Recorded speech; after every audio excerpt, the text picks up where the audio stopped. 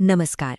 चलिए आज बात करते हैं एक ऐसे चमत्कारी पौधे की जिसे आयुर्वेद में एक पवित्र आरोग्यदाता का दर्जा दिया गया है, बिल्व।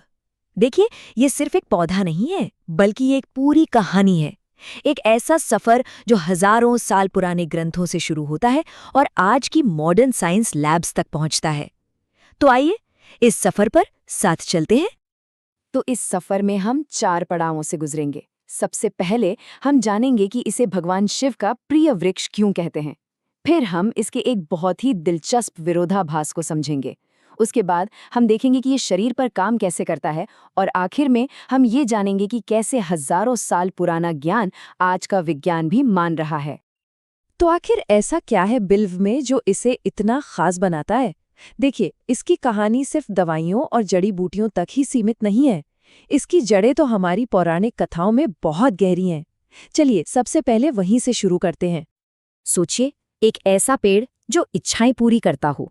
इसे सिर्फ एक पौधा नहीं, बल्कि एक दिव्य वरदान माना गया है। आयुर्वेद में ना एक बहुत ही दिलचस्प कॉन्सेप्ट है जिसे प्रभाव कहते हैं।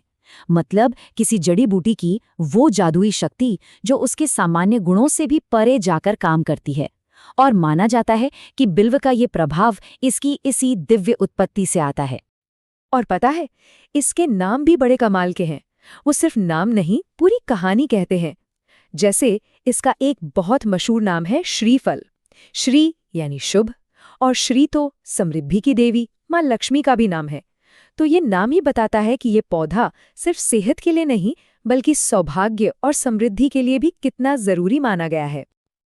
आप देखिए, बिल्व हमारे कल्चर में कितनी गहराई तक समाया हुआ है। इसे शिवद्रुम कहते हैं, यानी भगवान शिव का अपना पेड़। और एक और नाम देखिए, रुद्र जटाख्य, मतलब शिव की जटाओं जैसा। अब ये नाम सिर्फ पोएटिक नहीं है, ये सीधे सीधे इसकी जड़ की ताकत की ओर इशारा करता है, जो हमें इसके औषधीय महत्व को समझने में मदद करता है ना दिलचस्प? तो ये तो हुई इसकी पौराणिक और सांस्कृतिक कहानी। अब जरा इसके विज्ञान की तरफ चलते हैं। और यहीं पर बिल्व की सबसे बड़ी और सबसे दिलचस्प पहेली हमारे सामने आती है कि भाई, एक ही पौधे के अलग अलग हिस्से बिल्कुल उल्टा असर कैसे कर सकते हैं। सवाल यही है कि एक ही पौधा, एक ही पेड़, गर्म भी है और ठंडा भी। एक तरफ वो मल को बांधता है और दूसरी तरफ पोषण भी देता है। ये कैसे हो सकता है? इसी गुत्थी को सुलझाना ही आयुर्वेद की असली जीनियस को दिखाता है। अच्छा, अब जरा इस टेबल पर नजर डालिए। यही सारा राज छुपा है। ये देखिए, जड़ और कच्चा फल दोनों का वीर्य यानी पोटेंसी क्या है? उष्ण मतलब गर्म। लेकिन जैसे ही यही फल पक जाता है, इसका वीर्य शीत यानी ठंडा हो जाता है। यही वो विरोधाभास है। आयुर्वेद की यही तो खूबी है, वो समझता है कि पौधे का कौन सा हिस्सा किस अवस्था में इस्तेमाल हो रहा है, ये सबसे ज्यादा मायने रखता है। तो इसका मतलब क्या हुआ हमारे लिए?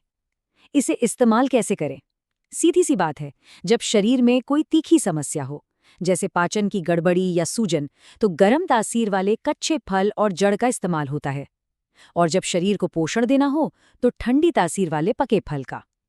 लेकिन हाँ, पका फल भारी होता है, इसलिए उसे पचाना थोड़ा मुश्किल हो सकता है। ठीक है, तो अब हम ये समझ गए कि ये काम कैसे करता है। अब आते हैं मुद्दे की बात पर कि ये क्या करता है। मतलब असल में ये शरीर में जाकर कौन कौन सी बीमारियों को ठीक करता है।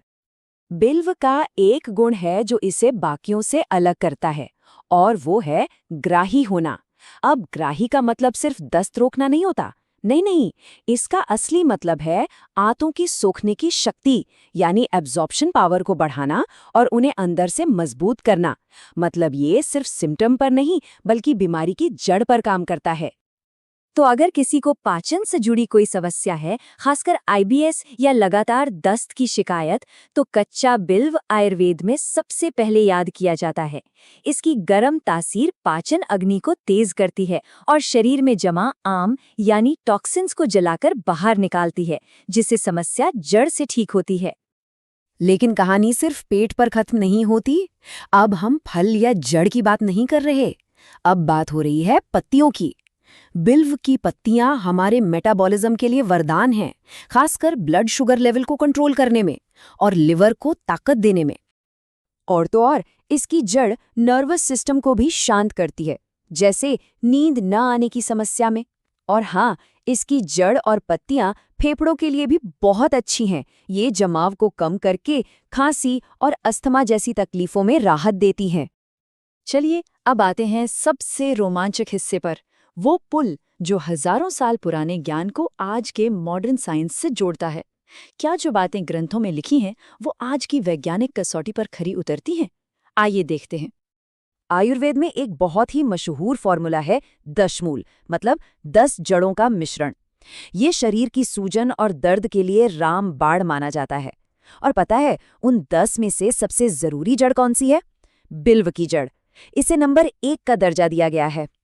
ये पूरी कहानी देखिए कितनी शानदार है।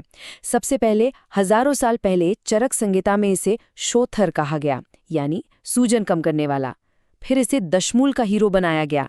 फिर आज की केमिस्ट्री ने इसके अंदर के एक्टिव कंपाउंड्स को खोज निकाला और आखिर में मॉडर्न साइंस ने लैब में ये साबित कर दिया कि हाँ, ये वाकई सूजन पैदा करने वाले एंजाइम को ब्लॉक करता है। ये है एंशिएंट विजडम का मॉडर्न वैलिडेशन। ये ग्राफ देखिए, बिल्कुल साफ साफ दिख रहा है। ये जो लंबा वाला बार है ये शरीर में सूजन का लेवल है, बिना बिल्व के। और अब ये छोटा वाला बार देखिए, ये है बिल्व का अर्क देने के बाद। फर्क देख रहे हैं? सूजन कितनी कम हो गई। यही है साइंस। जो बात हजारों साल पहले कही गई थी, आज वो ग्राफ पर दिख रही है। और एक बहुत अच्छी खबर भी है, वो भी साइंस की तरफ से। रिसर्च बताती है कि हमें दवा के लिए बड़े बड़े पुराने पेड़ों को काटने की जरूरत नहीं है। अगर सही तरीके से खेती की जाए तो युवा जड़ों में भी उतनी ही शक्ति होती है। इसका मतलब है कि हम इस पवित्र पौधे के फायदे भी उठा सकते हैं और इसे आने वाली पीढ़ियों के लिए बचा भी सकते हैं। तो इस पूरी बातचीत को अगर समेटना हो तो बिल्व के बारे में 4 बातें गांठ बांध लीजिए। पहला, ये दोहरी प्रकृति का पौधा है। कच्चा फल इलाज के लिए और पका फल पोषण के लिए। दूसरा, ये पाचन तंत्र का चैंपियन है। तीसरा, इसकी जड़ पूरे शरीर की सूजन से लड़ती है। और सबसे जरूरी चौथा, ये वो पौधा है जहां आस्था और विज्ञान एक दूसरे से हाथ मिलाते हैं। और आखिर में ये हमें एक बहुत बड़े सवाल के साथ छोड़ जाता है। बिल्व की कहानी हमें दिखाती है कि कैसे हमारा प्राचीन ज्ञान और आज का विज्ञान दोनों मिलकर हमें एक बेहतर रास्ता दिखा सकते हैं। अगर सिर्फ एक पौधे की कहानी इतनी गहरी और जटिल हो सकती है, तो जरा सोचिए प्रकृति ने अपने आंचल में अभी और कितने राज छुपा रखे होंगे जिनके खोलने का हम बस इंतजार कर रहे हैं।